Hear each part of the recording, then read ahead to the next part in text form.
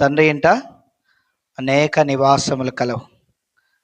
లేని ఎడల మీతో చెప్పదును, మీకు స్థలం సిద్ధపరచ వెళ్ళుచున్నానని చెప్పి యేసుక్రీస్తు వారు ముందుగానే సెలవిచ్చి వెళ్ళిపోయాడు. హల్లెలూయా. మీకు స్థలం సిద్ధపరచ వెళ్ళుచున్నాను. నిజంగా అక్కడుండే స్థలమును మనము పొందుకోవాలంటే అదే శాశ్వతమైనది. అక్కడే నిత్య నివాసం మనం ఉండగలుగుతాం. అక్కడ జీవించాలంటే ఇక్కడే మనం సిద్ధపడాలి. హల్లెలూయా. అక్కడున్న స్థిరమైన నివాసాన్ని మనం పొందుకోవాలంటే ఇక్కడే నీతిగా మనము బ్రతకాలి. నిజంగా లాజరు నీతిగా బతికాడు, అబ్రహాము రొమ్మున అనుకున్నాడు. ధనవంతుడు దేవునికి అయిష్టకరంగా జీవించి కదా అగాధంలో యాతన పడ్డాడు. హల్లెలూయా.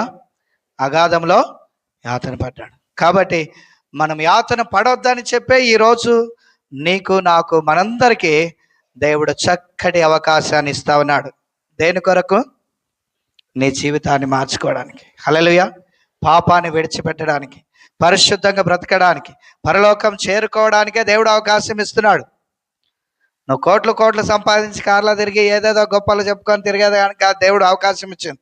నిజంగా ఈ దినాలలో నిన్న ఆదామన్న ఇంటి దగ్గర మరి వాక్యం చెప్తాప్పుడు చెప్పాను, నీతిమంతులంట కీడు చూడకుండానే వెళ్ళిపోతున్నారట. హల్లెలూయా.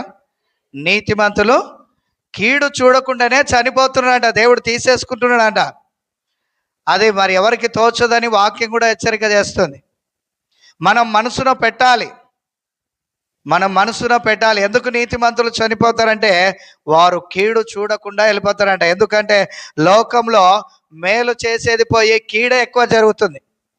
మేలు చేసేది పోయి కీడే ఎక్కువ జరుగుతుంది. కాబట్టి దేవుని యొక్క వాక్యం మనకేమి సెలవిస్తుందంటే కీడు చేయట మానుడే, మేలు చేయ నేర్చుకుని. కాబట్టి ఈ లోకంలో బ్రతుకుచున్న మనము ధనవంతునిలాగా సుఖము కొరకు కదా, సుఖం అనుభవించాలని ఇష్టానుసారంగా బ్రతకక లాజరు వలె భయభక్తులు కలిగి దేవునికి ఇష్టకరంగా జీవించాలి. హల్లెలూయా. ఎప్పుడు చనిపోయినా నిత్య నివాసానికి చేరుకుంటాం. దేవుడు మన కొరకు ఆల్రెడీ సిద్ధపరిచాడు. నా తండ్రి ఇంట అనేక నివాసములు కలవంటున్నాడు. మరి నువ్వు సిద్ధపడుతున్నావా? అంటే ఆ ప్రశ్న వేస్తే మనం ఏమంటాం చెప్పండి? మనం సిద్ధపడుతున్నామా? ఎస్ సార్, ఐఎమ్ రెడీ అంటున్నామా? ఎస్ లార్డ్, ఐఎమ్ రెడీ అంటున్నామా? హల్లెలూయా. హల్లెలూయా.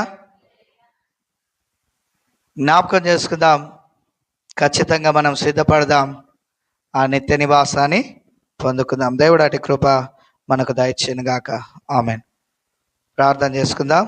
కృపా సత్య సంపూర్ణ ప్రేమ స్వరూపుడా, విన్న వాక్యము మా అందరి హృదయాల్లో నింపి అయ్యా, ప్రతి విషయంలో ప్రభా ఎక్కడ కూడా మేము తప్పిపోకుండా పడిపోకుండా అయ్యా నీకు అయిష్టకరంగా మారకుండా ప్రతి సమయమందు ప్రభా నీకు లోబడుతూ అయ్యా పరిశుద్ధంగా బ్రతుకుతూ ఎప్పటికప్పుడు చేసిన తప్పును ఒప్పుకుంటూ పవిత్రంగాను పరిశుద్ధంగాను నమ్మకంగాను అయ్యా నీకు ఇష్టకరంగాను బ్రతుకుతూ నీవు సిద్ధపరిచిన ఆ నిత్య నివాసం, ఆ పరలోకంలో స్థలమును మేము కూడా పొందుకొనుటకు సహాయం చేతండి.